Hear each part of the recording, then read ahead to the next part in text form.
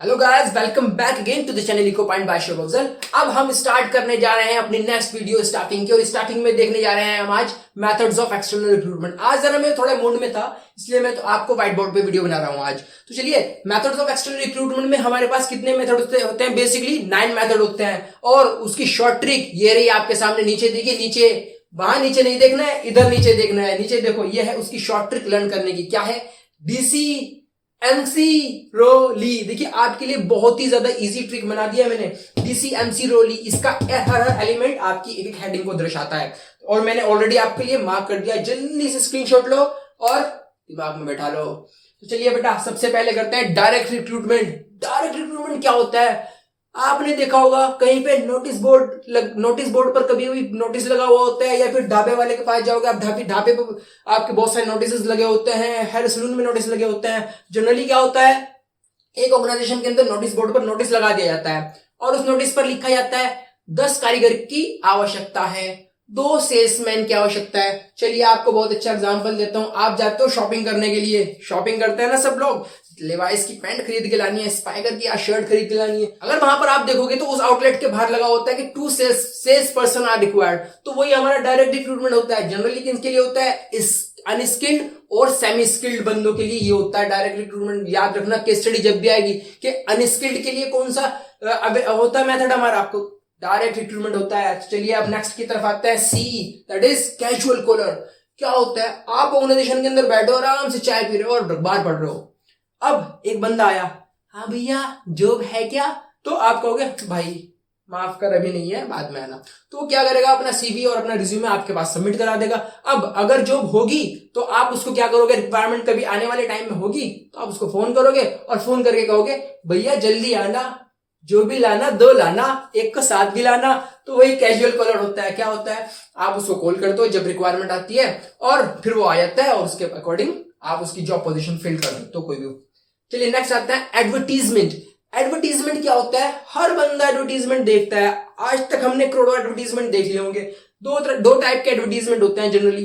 पहला होता है न्यूज़पेपर में, और दूसरा होता है टेलीविजन में। न्यूज़पेपर में एडवर्टीजमेंट जब हम निकालते हैं, कोई भी कंपनी निकालती है, और उस एडवर्टीजमेंट में ये देती है कि भाई 10 teachers are required, 190 CS are required. तो इस टाइप की जो एडवर्टीजमेंट में, हमेशा याद रखना इस बात को, अपने माइंड में बिठा लो कि हमेशा एडवर्टीजमेंट में जो भी रिक्रूटमेंट आता है वो स्किल्ड लोगों के लिए होता है। जनरली टॉप लेवल मैनेजमेंट के लिए होता है, या फिर मिडिल लेवल मैनेजमेंट के लिए होता है। लोअर के लिए नहीं होता एडवर्टीजमेंट में जो न्यूज़पेपर में आता है। और टेलीविजन में जो आता है वो सबके लिए हो सकता है। टेलीविजन में आप देखते होंगे, वैसे पहले होता था टेलीविजन में, हम लोग देखते थे पहले, एक टाइप का वीसीआर टाइप का चैनल आता था। उसमें क्या होता था, एकदम मूवी चल रही है, मूवी के एकदम बीच में आ जाता था, एकदम टेलीविजन में एड आ गया है और हम देख रहे हैं बड़ी वहां पे सेल लग रही है, उसके यहाँ 2 बंदे रिक्वायर्ड हो रहे हैं, ठीक है। उस टाइप का होता है टेलीविजन में।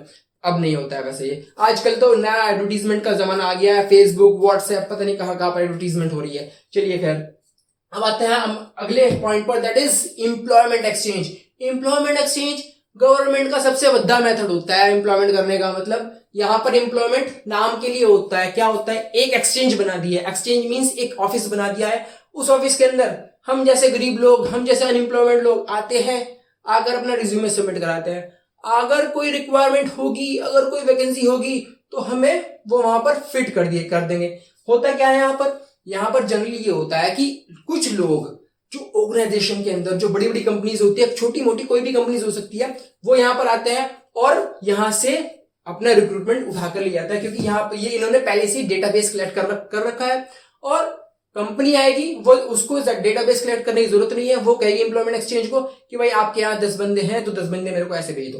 तो वो हमारा एम्प्लॉयमेंट एक्सचेंज होता है। ये भी जनरली किसके लिए होता है? अनस्किल्ड लोगों के लिए होता है, ज्यादातर सेमी स्किल्ड लोगों के लिए होता है। अब आता है नेक्स्ट पॉइंट पर, that is management consultant and placement agencies. Management consultant कौन सी होती है भाई?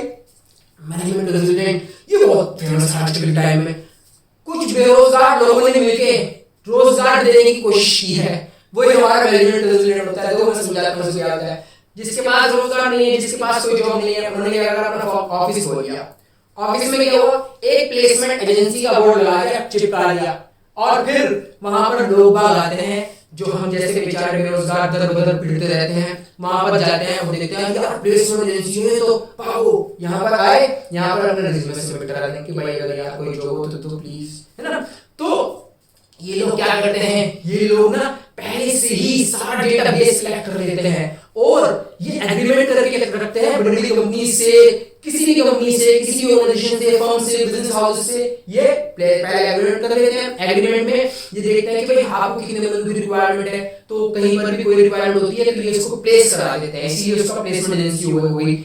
मिडिल मैन का काम करते हैं, इसका मिडिल मैन का काम मतलब एक जॉब सीकर को उसकी पोजीशन तक पहुंचाते हैं जहां तक उसको जाना है, तो ये बीच में मिडिल मैन का काम करता है। और यहाँ पे ज्यादातर कौन से होते हैं, ये भी स्किल्ड लोगों के लिए ज्यादातर ये वाली होती है प्लेसमेंट एजेंसी। चलिए नेक्स्ट पर आते हैं, कैंपस रिक्रूटमेंट। कैंपस रिक्रूटमेंट कौन सा होता है भाई, कैंपस रिक्रूटमेंट हमेशा आपने देखी होगी 3 इडियट, सबने देखी है 3 इडियट, बस वो कैंपस रिक्रूटमेंट तो होता है। तो लास्ट में उसका क्या होता है, हम लोग बड़े बड़े कॉलेजेस में जाएंगे पढ़ने के लिए 12th के बाद, है ना, हम लोग नहीं आप लोग। तो क्या होगा, यहां पर बड़ी बड़ी कंपनीज आती हैं, पहले से ही एजुकेशनल इंस्टीट्यूशन से टाई अप कर लेती है कि भाई आप जो है बच्चों को आप जो है थ्योरी पढ़ाइए, हम उनको प्रैक्टिकल अप्रोच अपने यहाँ पे सिखाएंगे। वो कैंपस रिक्रूटमेंट होता है। होता क्या है यहाँ पर ये होता है कि कैंपस के अंदर कंपनी आती है, कंपनी वहीं से उठाकर और खींच कर बांध कर लेके चली जाती है और अपने आप फेंक देती है कि भाई आओ काम करो। तो यहाँ पर एक तरह का ये भी एग्रीमेंट होता है एजुकेशन इंस्टीट्यूशन के बीच में और कंपनी के बीच में। तो चलिए कैंपस रिक्रूटमेंट, और जनरली किसके लिए होता है, ज्यादातर केस में स्किल्ड बंदों के लिए होता है, एमबीएस के लिए और फर्दर इंजीनियर्स के लिए, ये सब कुछ।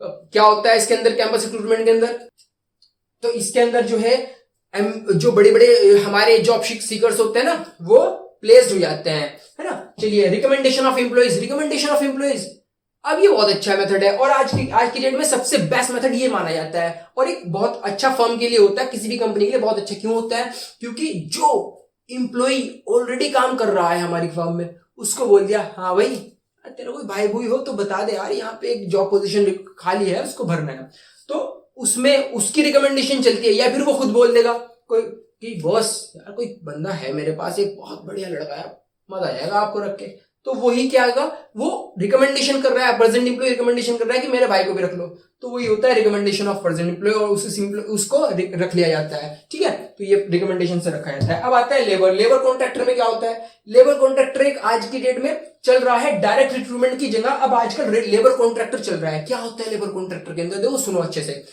जो लेबर कॉन्ट्रैक्टर होता है जिसको हम कहते हैं ठेकेदार। ठेकेदार क्या करता है, अपने बढ़िया बड़े से कार्ड छपाता है रंग बिरंगे बेहतरीन से। क्या करता है, वो कार्ड लेके जाता है बड़ी बड़ी कंपनीज के अंदर, भाई ऐसे बैठता है ठेकेदार रूम में और बताओ कितने बंदों की रिक्वायरमेंट है तुम्हें, मेरे पास बहुत सारे बंदे हैं। वही होता है लेबर कॉन्ट्रैक्टर, मतलब एक अपने कार्ड छपाता है, अपने पास एक जो है बहुत सारी लेबर रखता है स्टॉक के अंदर, और जहां पर भी लेबर की रिक्वायरमेंट होती है वहां पर वो लेबर भेज देता है। जनरली किसके लिए होता है, आपको समझ में आ रहा होगा, अनस्किल्ड बंदों के लिए होता है, क्योंकि ये क्या होता है अपने पास से लेबर भेज रहा है बंदा, ये एग्रीमेंट कर लेता है किसी भी बड़ी कंपनी से, तो उसको अब कंपनी का क्या फायदा है इसके अंदर, कंपनी का फायदा है उसको इतनी सारी प्रोसेस से होकर नहीं गुजरना पड़ेगा। लेबर कॉन्ट्रैक्टर को फोन किया और आप वो बोल दे ओ भाई 10 दिन के लिए मेरे को 10 लेबर चाहिए, ठीक है, तो ये लेबर कॉन्ट्रैक्टर होता है। चलिए लास्ट, अब आते हैं last but not the least, web publishing. आज की डेट में वेब पब्लिशिंग बहुत चल रही है।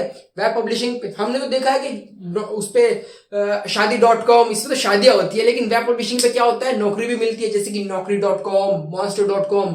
यहाँ पर जाओ, अपना रिज्यूमे सबमिट कराओ और यहाँ से नौकरी पालो, तो ये वेब पब्लिशिंग होता है। तो ये तो आपको वैसे भी नाम से पता लग रहा होगा। तो ये हमारे हो गए एक्सटर्नल मेथड, और हम करते हैं अलविदा, बाय बाय, और नेक्स्ट वीडियो में आपसे इसी अंदाज में मिलते हैं।